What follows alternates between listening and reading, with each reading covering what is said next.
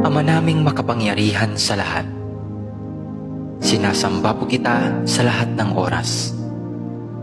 Maraming salamat po sa isang buong araw na nagdaan na puno ng biyaya, pag-ibig at kaligayahan.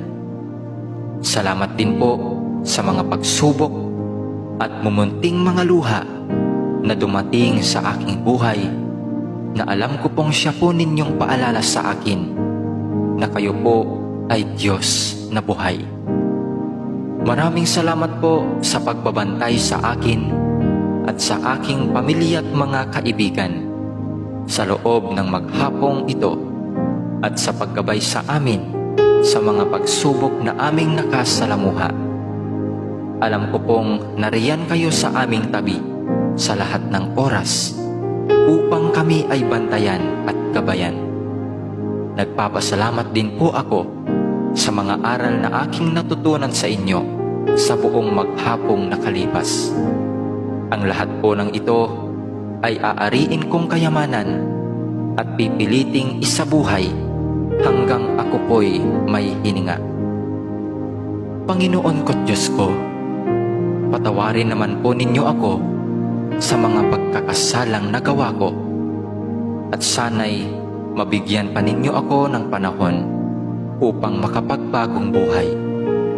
Ako po'y nagsisisi sa aking mga pagsalangsang sa inyong mga utos.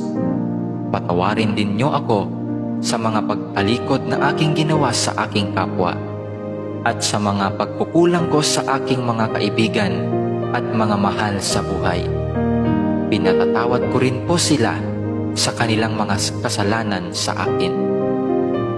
Batbat po ng dumi at kasamaan ang aking puso at isipan.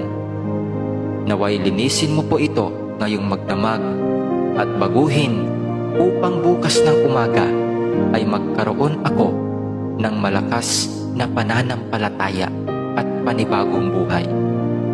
Paliwanagin mo ngayong gabi ang madilim kong isip at kalooban, upang sa kinabukasan ay maging ilaw din po ako sa aking mga kapwa na gagabay sa kanilang madilim na kalsadang tinatahak.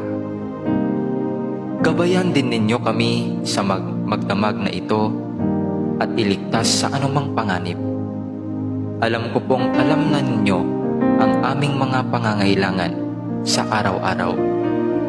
Hindi po kami humihingi ng labis sa aming mga pangangailangan. Ibigay mo po sa amin sa paraang sapat po upang kami ay mabuhay